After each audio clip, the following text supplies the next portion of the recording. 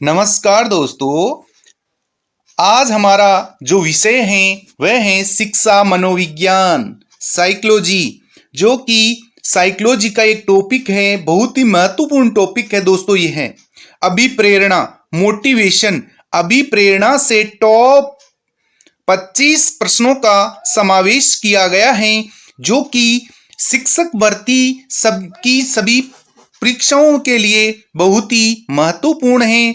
जो आरटेट हो, रीट हो या सेकंड ग्रेड हो या अब की बार 2022 में विषय के अनुसार दूसरा पेपर होगा, उसके लिए भी अभिप्रेरणा का टॉपिक इंपॉर्टेंट है दोस्तों। इसका अवलोकन अवश्य करें। इसका पहला भाग आज चलेगा, पहला भाग। इसके बाद में एक और भाग आएगा दोस्तों, जो कि आपको विनायक सफलता स्टडी यूट्यूब चैनल पर प्ले लिस्ट पर उपलब्ध हो जाएगा। आप इस वीडियो का पूरा अवलोकन करें, फिर पता चलेगा आपको कि किस प्रकार के प्रश्न एग्जाम में आते हैं, और इसी प्रकार के प्रश्न हमेशा आते रहेंगे दोस्तों। अब हम पहले प्रश्न की ओर बढ़ते हैं। हमारा 1 नंबर का जो प्रश्न है वह ये रहेगा, अंग्रेजी भाषा का मोटिवेशन शब्द किस लैटिन शब्द से बना है? मोटिवेशन शब्द किस लैटिन शब्द से बना है दोस्तों? तो इसका जो सही उत्तर है वह रहेगा ऑप्शन नंबर 1, मूवेयर से बना है। मूवेयर जो कि लैटिन भाषा का है, इससे मोटिवेशन शब्द का निर्माण हुआ है। करेक्ट आंसर हो गया ऑप्शन नंबर 1। क्वेश्चन आपको इस प्रकार से पूछा जा सकता है कि मोटिवेशन किस भाषा का शब्द है? कई बार एग्जाम में ऐसा पूछा जा चुका है कि मोटिवेशन, अभिप्रेरणा किस भाषा का शब्द है? तो आपका आंसर रहेगा दोस्तों लैटिन भाषा का है। अगले प्रश्न की ओर बढ़ते हैं। अगला प्रश्न रहेगा दोस्तों हमारा 2 नंबर, निम्न में से अभिप्रेरणा का मूल तत्व नहीं है। मोटिवेशन का मूल तत्व नहीं है, कौन सा नहीं है? मूल तत्व टोटल कितने हैं? 3 हैं। अब यहां पर 4 दे रखे हैं, तो एक मूल तत्व को आपको छांटकर अलग करना है, जो अभिप्रेरणा का मूल तत्व नहीं है। तो दोस्तों अब देखते हैं आवश्यकता, प्रणोद, उपलब्धि और प्रोत्साहन। तो मूल तत्वों में आवश्यकता भी आता है, प्रणोद आता है, उपलब्धि नहीं आता है, और प्रोत्साहन भी मूल तत्व हैं। प्रश्न में पूछा गया है कि मूल तत्व नहीं है, तो कौन सा नहीं रहेगा? उपलब्धि। तो हमारा करेक्ट आंसर हो जाएगा दोस्तों ऑप्शन नंबर 3। अगले प्रश्न की ओर बढ़ते हैं। अगला प्रश्न रहेगा दोस्तों हमारा 3 नंबर, संवेग शब्द अंग्रेजी रूपांतरण इमोशनल, जो कि लैटिन शब्द से बना है, जो कि लैटिन शब्द से बना है। संवेग भी कौन से भाषा का है? लैटिन भाषा का। अब प्रश्न यह बन रहा है यहां पर कि लैटिन भाषा के किस शब्द से लिया गया है? तो इसका जो सही उत्तर है वह रहेगा ऑप्शन नंबर 2, ईमोवेयर से। करेक्ट आंसर हो जाएगा। अगले प्रश्न की ओर बढ़ते हैं। अगला प्रश्न रहेगा दोस्तों हमारा 4 नंबर, व्यक्ति भालू या शेर को देखता है। व्यक्ति भालू या शेर को देखता है और भाग जाता है। उनके देखते ही भाग जाता है, डर कर भाग जाता है, और उनके दिखते ही वह इसलिए डर जाता है। यह कथन कौन से सिद्धांत की ओर इशारा करता है? इस कथन पर कौन सा सिद्धांत आधारित है दोस्तों? तो इसका जो सही उत्तर है वह रहेगा ऑप्शन नंबर 2, जेम्स लेंगे सिद्धांत पर आधारित है यह प्रश्न। भालू या शेर को देखते ही भाग जाना, कौन सा सिद्धांत लागू होता है? जेम्स लेंगे सिद्धांत। अगले प्रश्न की ओर बढ़ते हैं। अगला प्रश्न रहेगा दोस्तों हमारा 5 नंबर, पॉलीग्राफ उपकरण का उपयोग किया जाता है। जो ये पॉलीग्राफ उपकरण है, इसका प्रयोग किसमें किया जाता है? किस चीज का पता लगाने के लिए किया जाता है? तो दोस्तों इसका सही उत्तर रहेगा 4 नंबर, झूठ की पहचान हेतु पॉलीग्राफ उपकरण का उपयोग किया जाता है। किसके लिए? झूठ की पहचान हेतु। अगले प्रश्न की ओर बढ़ते हैं। अगला प्रश्न रहेगा दोस्तों हमारा 6 नंबर, मस्तिष्क का कौन सा भाग सकारात्मक संवेगों के लिए उत्तरदायी है? मस्तिष्क का कौन सा भाग है दोस्तों जिसमें सकारात्मक पॉजिटिव बातें स्टोर रहती है, पॉजिटिव बातें स्टोर रहती हैं? तो इसका हमारा जो सही उत्तर है वह रहेगा बायां गोलार्ध। सही उत्तर हो जाएगा बायां गोलार्ध। करेक्ट आंसर हो जाएगा ऑप्शन नंबर 3। ऑप्शन नंबर 3 इसका करेक्ट आंसर हो जाएगा दोस्तों। अगले प्रश्न की ओर बढ़ते हैं। अगला प्रश्न रहेगा हमारा 7 नंबर। निम्नलिखित में से कौन सा जन्मजात अभिप्रेरक नहीं है? इन 4 में से कौन है जो जन्मजात अभिप्रेरक नहीं है? 3 तो जन्मजात हैं और एक अर्जित प्रेरक है दोस्तों। तो हमें अर्जित प्रेरक को छांटकर अलग करना है। एक बार राधे राधे। तो जन्मजात प्रेरक कौन कौन से हुए? प्यास जन्मजात प्रेरक हो गया, निद्रा जन्मजात प्रेरक हो गया, भूख ये भी जन्मजात प्रेरक हैं, और जो आकांक्षा है यह अर्जित प्रेरक होता है। तो प्रश्न में पूछा गया है कि जन्मजात अभिप्रेरक नहीं है, तो कौन सा हो जाएगा दोस्तों? आकांक्षा, यह अर्जित अभिप्रेरक होता है। तो हमारा करेक्ट आंसर हो जाएगा दोस्तों ऑप्शन नंबर 2। यदि आपको इन प्रश्नों में कोई डाउट लगता है तो आप जरूर कमेंट करें कौन से प्रश्न में क्या डाउट लग रहा है, जरूर कमेंट करें। अच्छा लग रहा है तो भी कमेंट करें, एक बार कमेंट अवश्य करें। वीडियो को अंत तक देखें और पूरे प्रश्नों का अवलोकन करें, जिससे आपको पता चलेगा कि आने वाले एग्जाम में किस टाइप के क्वेश्चन पूछे जा सकते हैं। यह प्रश्न पूर्ण प्रतियोगी परीक्षाओं में पूछे गए हैं दोस्तों। अगला प्रश्न रहेगा हमारा 8 नंबर। प्रेरणा प्रबलन का हौस सिद्धांत के प्रदाता हैं। किसने प्रबलन सिद्धांत दिया था दोस्तों? तो बात आती है कि प्रेरणा प्रबलन का सिद्धांत की बात आते ही हम क्लार्क हल का प्रयोग करेंगे। क्लार्क एवं हल ने दिया था सिद्धांत। प्रबलन सिद्धांत किसने दिया था? क्लार्क एवं हल ने। और इसके अलावा प्रबलन से संबंधित कुछ भी पूछा जाए कि प्रबलन पर सबसे पहले प्रयोग किसने किया था, तो दोस्तों इसका आंसर रहेगा स्किनर। स्किनर ने प्रबलन पर सबसे पहले प्रयोग किया था।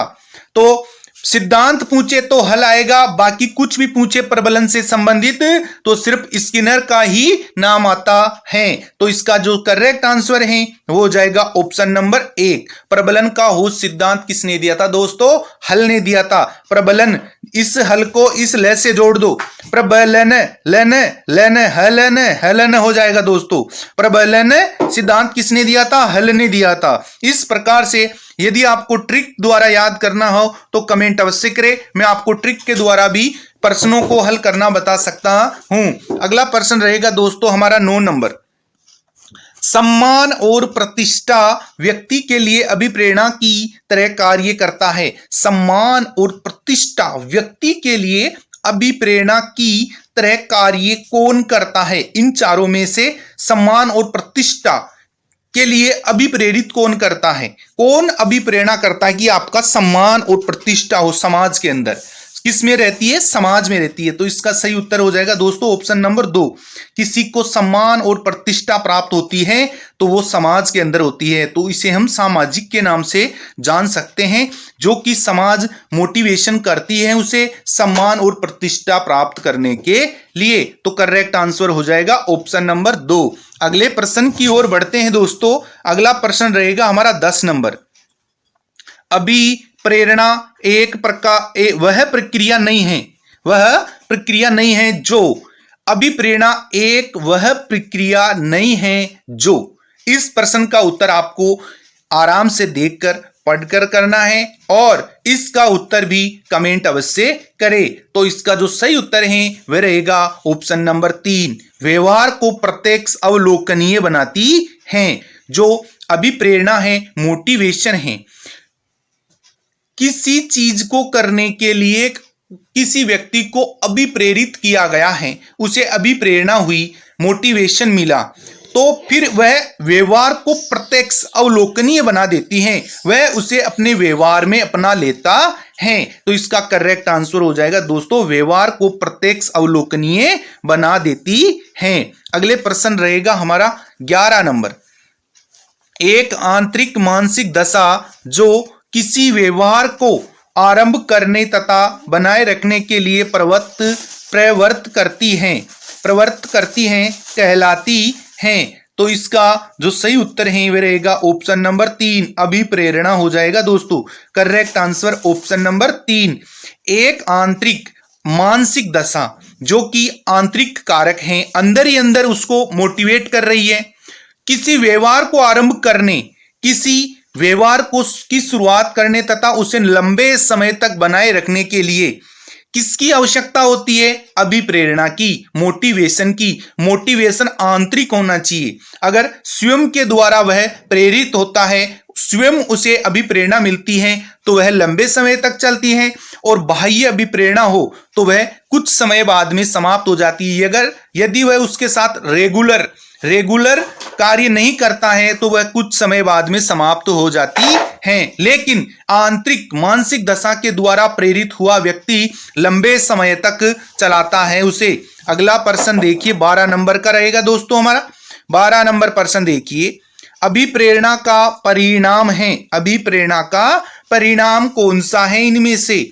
तो हमारा करेक्ट आंसर हो जाएगा दोस्तों लक्ष्य केंद्रित व्यवहार। अभिप्रेरणा का परिणाम होता है लक्ष्य केंद्रित व्यवहार। करेक्ट आंसर हो जाएगा ऑप्शन नंबर 1। अगले प्रश्न की ओर बढ़ते हैं। अगला प्रश्न रहेगा दोस्तों हमारा 13 नंबर। मूल प्रवृत्ति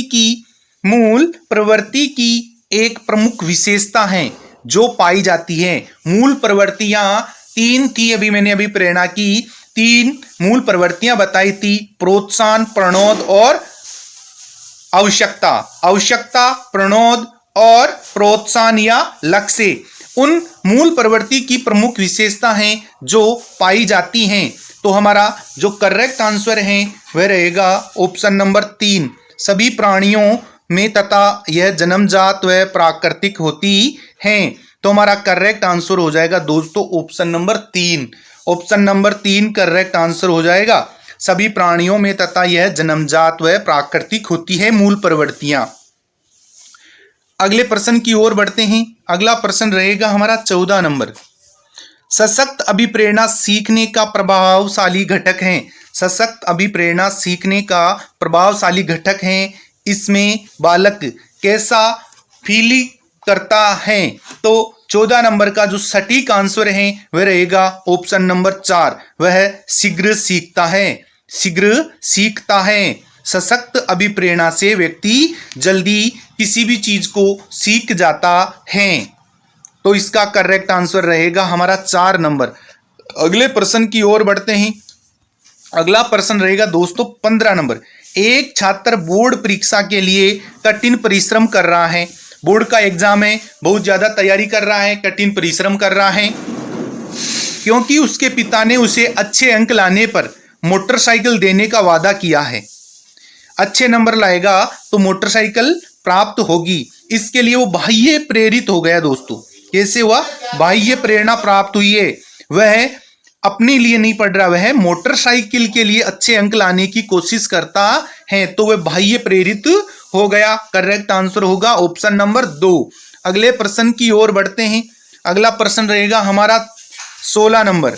बालक को कक्षा में नियमित आने के लिए प्रेरित करने का उपयुक्त सुझाव है कि बालक रेगुलर कक्षा में आए, रोजाना कक्षा में आए, किसी प्रकार की छुट्टी नहीं करे। इसके लिए उसे क्या सुझाव देंगे आप? क्या करेंगे उसके लिए कि वो रोजाना स्कूल आए, कभी भी बंक नहीं मारे?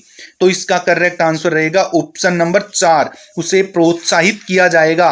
वाह शाबाश, आप रोजाना स्कूल आते हैं, इस प्रकार का उसे प्रोत्साहन देना होगा जिससे वह नियमित विद्यालय आ सके। हमारा 17 नंबर का क्वेश्चन देखिए। अगला क्वेश्चन रहेगा हमारा 17 नंबर। राधे राधे। दोस्तों अभी तक आपने इस वीडियो की लिंक को अपने दोस्तों में शेयर नहीं किया है तो शेयर अवश्य करें, लाइक करें और कमेंट करें अच्छा सा, जो कि हमें भी मोटिवेट करे। आपका कमेंट हमें भी मोटिवेट करेगा दोस्तों। हमारा 17 नंबर का प्रश्न देखिए। निम्नलिखित में से कौन सी प्रेरणा की विधि है? इनमें से कौन सी प्रेरणा की विधि है? तो इसका जो सही उत्तर है वह रहेगा ऑप्शन नंबर 4, उपरोक्त सभी। ये प्रेरणा की विधियां कौन कौन सी है? रुचि उत्पन्न करना, कोई व्यक्ति मोटिवेट होता है तो उसे रुचि उत्पन्न करना, प्रतियोगिता की भावना उत्पन्न करना और प्रशंसा करना। ये सभी प्रकार की अभिप्रेरणा मोटिवेशन करने की विधियां हैं। व्यक्ति के अंदर रुचि उत्पन्न कर सकते हैं, प्रतियोगिता की भावना उत्पन्न की जा सकती है और उस व्यक्ति की प्रशंसा करने से भी वह प्रेरित हो सकता है। तो इस प्रकार इसका करेक्ट आंसर हो जाएगा दोस्तों ऑप्शन नंबर 4 सही रहेगा। अगले प्रश्न की ओर बढ़ते हैं। अगला प्रश्न रहेगा दोस्तों हमारा 17 नंबर। 18 नंबर प्रश्न देखिए, 18 नंबर रहेगा अगला प्रश्न। 18 नंबर, निम्नलिखित में से कौन सा मानसिक रूप से स्वस्थ व्यक्ति का लक्षण है? इनमें से मानसिक रूप से दिमाग से स्वस्थ हैं तो इसका जो लक्षण है क्या प्रदर्शित करता है दोस्तों? तो इसका जो सही उत्तर है रहेगा ऑप्शन नंबर 4, यह सभी, उपरोक्त सभी इसका करेक्ट आंसर रहेगा दोस्तों। मानसिक रूप से स्वस्थ व्यक्ति के लक्षण सहनशीलता होती है, किसी बात को सहन करने की शक्ति होती है। दो व्यक्तियों में झगड़ा हो रहा है तो जो व्यक्ति उसे झगड़े का समायोजन कर रहा है सुनकर भी चुप है, यानी कि उसमें सहन शक्ति है, तो वह मानसिक रूप से स्वस्थ है। आत्मविश्वास, अपनी किए हुए बातों पर या कही हुई बातों पर, किए हुए कार्यों पर आत्मविश्वास होना चाहिए। संवेगात्मक परिपक्वता होनी चाहिए। दिमाग से किसी भी बात का या ज्ञान का निर्णय लेने की उसमें क्षमता होनी चाहिए। संवेगात्मक परिपक्वता होनी चाहिए, आत्मविश्वास होना चाहिए और सहनशीलता होनी चाहिए। इन तीनों प्रकार के लक्षणों किसी व्यक्ति में है तो वह मानसिक रूप से स्वस्थ व्यक्ति है। तो हमारा करेक्ट आंसर होएगा दोस्तों ऑप्शन नंबर 4। अगले प्रश्न की ओर बढ़ते हैं जो कि 19 नंबर के रूप में है दोस्तों। किशोरावस्था में बालकों को सहयोग देने के लिए आवश्यक है। किशोरावस्था में अवस्थाएं, आगे हम आपको एक एक अवस्था के बारे में डिटेल से बताएंगे दोस्तों। हमारा जो अभिप्रेरणा से संबंधित हैं, ये अभिप्रेरणा के अंदर प्रश्न आया हुआ है कि किशोरावस्था में बालकों को सहयोग देने के लिए किसकी आवश्यकता होती है? तो इसका सही उत्तर रहेगा ऑप्शन नंबर 1, अभिप्रेरणा की आवश्यकता होती है। किशोर अवस्था शुरू होते ही उसे अभिप्रेरणा की आवश्यकता होती है, मोटिवेशन की, अन्यथा वह गलत रास्ते भी चुन सकता है। यदि उसे सही समय पर मोटिवेशन नहीं किया गया हो, अभिप्रेरित नहीं किया जाने पर वह गलत रास्ते को चुन सकता है। तो किशोरावस्था प्रारंभ होते ही उसे सही रास्ते दिखाए जाते हैं, इसे ही अभिप्रेरणा कहा जाता है। तो करेक्ट आंसर हो जाएगा दोस्तों ऑप्शन नंबर 1। अगले प्रश्न की ओर बढ़ते हैं। अगला प्रश्न रहेगा हमारा 20 नंबर। प्रक्षेपण विधि द्वारा किसका अध्ययन किया जाता है? प्रक्षेपण विधि द्वारा, प्रक्षेपण विधि द्वारा किसका अध्ययन किया जाता है? कौन से मन का अध्ययन किया जाता है दोस्तों? तो इसका करेक्ट आंसर रहेगा चेतन मन द्वारा। चेतन मन का अध्ययन प्रक्षेपण विधि द्वारा किया जाता है। अगला प्रश्न रहेगा हमारा दोस्तों 21 नंबर। 21 नंबर प्रश्न की ओर चलते हैं। 21 नंबर का प्रश्न देखिए। मेस्लो के अभिप्रेरणा सिद्धांत को कहा जाता है। मेस्लो ने कौन सा सिद्धांत दिया था? तो वह है 1 नंबर, आवश्यकता पदानुक्रम का सिद्धांत किसने दिया था? मेस्लो ने दिया था दोस्तों।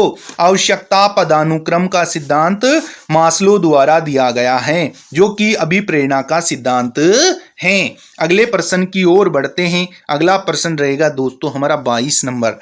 22 नंबर प्रश्न देखिए। उपलब्धि आवश्यकता किस प्रकार का अभिप्रेरक है? उपलब्धि आवश्यकता किस प्रकार का अभिप्रेरक है? तो इसका जो सही उत्तर है वह रहेगा ऑप्शन नंबर 3, उपलब्धि आवश्यकता सामाजिक अभिप्रेरक होता है, समाज में उपलब्धि प्राप्त कर सकते हैं। अगला प्रश्न रहेगा दोस्तों हमारा 23 नंबर। 23 नंबर प्रश्न देखिए।